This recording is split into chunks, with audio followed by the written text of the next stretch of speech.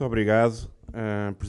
Aproveitando para cumprimentar os membros do Governo, o Sr. Ministro em particular, que eu estou profundamente convencido que o tempo reconhecerá a importância absolutamente estratégica deste processo e desta alteração da agenda do Portugal 2020, que foi liderado pelo Ministro Poiás Maduro e que tem uma densidade, uma profundidade no tempo para a economia do país, que ao longo dos próximos anos nós nos lembraremos muito do que foi decidido nestes meses e liderado pelo Ministro Poiás Maduro.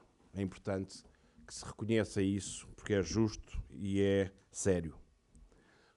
Cumprimentar também os senhores deputados, os senhores presidentes de Câmara, os senhores vereadores, os senhores autarcas, os senhores presidentes locais do PSD. Uma palavra especial para o meu amigo Fernando Costa, que eu acho que é uma pessoa que há muito tempo admiro, porque encarna muito bem a alma do PSD. E nunca isso foi tão importante como nestes momentos mais difíceis do nosso país. Porque concilia, como poucos, um pragmatismo com voluntarismo e com energia. Isso é justamente o que nós precisamos. Uma palavra também ao meu bom amigo Feliciano Barreiras Duarte. Eu sou testemunha da competência do trabalho que ele desenvolveu no Governo e a maneira como teve sempre a porta aberta para a ICEP, para os dossiês de investimento que o país bem precisa, e não tenho muitas dúvidas que tem ainda muito a dar ao partido e ao país. E, acima de tudo, uma palavra a todos que cá vieram, pela vossa paciência e boa vontade para nos ouvir, e até aqui dois rapazes que ainda não são eleitores, mas é por causa de miúdos como estes que nós estamos cá todos e que nos faz todos os dias acreditar num futuro melhor. Eu acho que, como disse bem o Sr. Ministro, nós estamos, e é claro, num momento importante.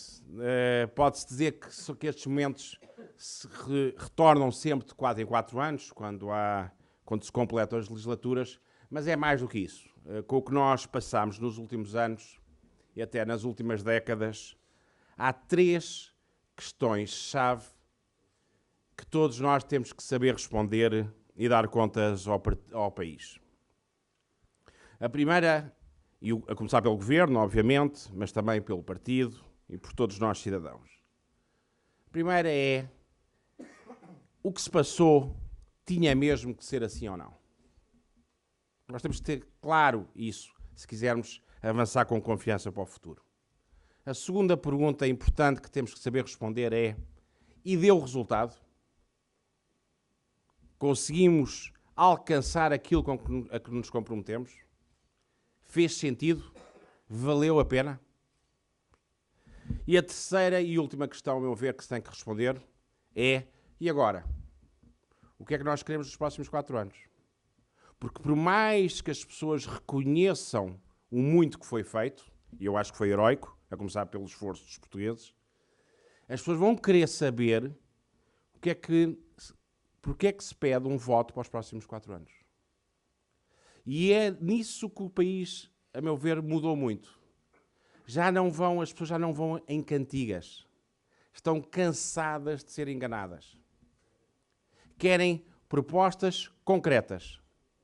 Querem uma contratualização política e social muito transparente. Digam-nos ao que vem, quem é responsável pelo que prometem fazer, com que calendário e quantifiquem ao máximo possível os objetivos. Este é, em última análise, a meu ver, o meu grande desafio deste ciclo político, que tem muito mais a ver do que com a legislatura, desta renovação que vai acontecendo pelo país. Na política, na banca, nas empresas. E duas uma. Ou nós sabemos dar resposta a esse aumento da exigência dos portugueses, ou então temos um afastamento muito perigoso da política e, acima de tudo, dos políticos em relação aos eleitores. E eu acredito que o PSD, em particular, está em particular posição para assumir com responsabilidade a agenda do futuro, porque tem resultados concretos para apresentar. Foi tudo feito o que nós gostaríamos? Não. Ainda está muito por fazer, naturalmente. Mas fez-se tudo o que era essencial. E a alternativa, porque há sempre alternativas, era com certeza muito pior. Portanto, acredito que se houver informação, e a responsabilidade é de quem a passa, não é de quem a recebe, os portugueses reconhecerão que já não estão dispostos para ir em sonhos e em fantasias e reconhecerão a seriedade e a coragem de quem os liderou nestes anos. Portanto, só voltando um pouco à primeira pergunta, se tinha, porque são aspectos, a meu ver, realmente essenciais, tinha mesmo de ser assim ou não? O caminho que se inaugurou em 2011 tinha que ser tão difícil, tão exigente, tão duro para com os portugueses ou não? Isto é importante neste momento de balanço. E já foi aqui dito, eu não me vou repetir para não vos cansar, mas nós em 2011 estávamos a desembocar de uma década completamente perdida. Em termos de divergência da União Europeia e em termos de descalabro das contas públicas. O país estava à beira da bancarrota. Tudo isto é objetivo. Isto não é política, não é fundamentalismo, não é clubismo, não é partidarite. É uma realidade, assenta em números. Uma bancarrota por causa dos seus déficits insustentáveis. Déficit orçamental e déficit externo. Uma sanduíche absolutamente venenosa e assassina para o nosso futuro. Nós tínhamos chegado ao fim do crédito externo. O país, como um todo, estava sobreendividado. Estava o Estado, estavam as empresas, estava a banca, estavam as famílias. Todos nós sabemos isso. E ainda por cima, em cima desta realidade negra, mas temos que ser realistas, e os portugueses hoje estão muito mais realistas do que há alguns anos, negociámos um memorando com objetivos insustentáveis. Portanto, este era o quadro com que foi confrontado este governo. Eu disse isso muito ao Primeiro-Ministro, que lhe saiu em sorte uma tarefa muito ingrata. Agora, não penalizemos o bombeiro por apagar o fogo de outros. Isso é que seria, a meu ver, a segunda ingratidão. E também não responsabilizemos a Europa, ou os alemães, se quiserem, ou fatores externos, ou choques exógenos sobre a realidade com que nós nos confrontamos. É verdade que, mesmo que a Europa estivesse a crescer mais do que está, nós teríamos sempre que fazer este ajustamento. Portanto, numa palavra, nós tínhamos chegado ao fim da linha. Num certo momento, como disse o Sr. Ministro, absolutamente insustentável. Porque tudo era alicerçado, e todos os seus modelos de crescimento, no endividamento. E o que ultrapassava muito a nossa capacidade de criar riqueza. E isso tem um limite, e nós chegámos a esse limite. Isto em relação, a meu ver, ao tinha mesmo que ser assim. É curioso, apesar de tudo, como a memória de facto é curta.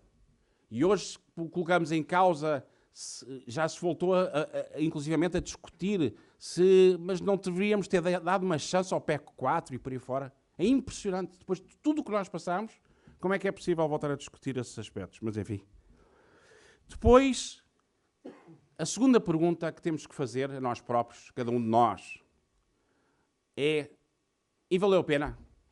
Isto é conversa eleitoral ou de facto estão aí resultados? O país está mesmo a mudar? A economia está mesmo a responder? Porque nós todos vivemos nas nossas casas, nas nossas famílias, penso que posso falar por todos, problemas graves, familiares próximos no desemprego. Situações, ainda nas nossas empresas, ainda não temos a confiança que temos nos nossos lugares garantidos. A perspectiva do futuro, quando queremos investir, quando queremos estudar, comprar casa, mais justiça social. Quem é que não quer tratar e pôr o Estado focado nos mais necessitados? Quem é que não quer investir? Quem é que não quer equilíbrio regional? Quem é que não quer induzir crescimento e emprego? Portanto, essa, aí não diria que é transversal. Acho que o Partido Socialista tem mais responsabilidades neste tipo de discurso historicamente e voltou à carga, tem voltado à carga, é a tal não discussão. É mandar uns foguetes para o ar e olhar para o cimo da montanha, mas não explicar como é que se sobe.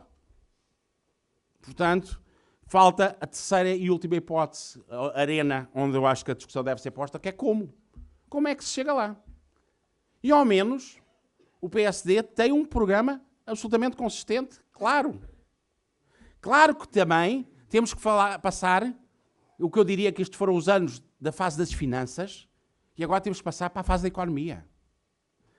Claro que temos que passar da fase dos cortes para a fase da racionalização inteligente. Claro que temos que passar da fase da austeridade para o crescimento sustentável. Claro que temos que passar da fase em que fizemos uma chamada à responsabilidade, e foi muito importante, para passar a devolver a confiança e a esperança no futuro. Esta ponte nós conseguimos fazer. Mas nós conseguimos fazê-la porque chegámos ao princípio da ponte. Os outros andavam perdidos no terreno. E nós trouxemos até à ponte. Temos que a atravessar. Há outro, é possível crescer outra vez. Mas é preciso também explicar como é que o fazemos. E aí, acho que é fundamental, mesmo para terminar, não se perder o elo essencial que nos trouxe até aqui nesta recuperação. E isto, sem querer ser injusto para ninguém, mas eu acho que, acima de tudo, isto foi conseguido porque se gerou um elo de confiança entre o povo português, que mostrou muita maturidade e muita elevação, e deixem-me isolar uma pessoa que não posso deixar de fazer nesse elo, foi o Primeiro-Ministro. Independentemente e com todo o respeito para o resto da coligação, e nomeadamente para os membros do governo, mas houve uma pessoa, nestes anos todos, que teve uma coragem e uma determinação perante enormes dificuldades, perante enormes incertezas, que nunca desistiu e nunca perdeu de vista onde nós não tínhamos que chegar. Isto é importante que tenhamos isso presente no momento que viermos a escolher o que é que nós queremos para o futuro e para o país, numa decisão que talvez como nunca, que vai definir as próximas décadas. Muito obrigado.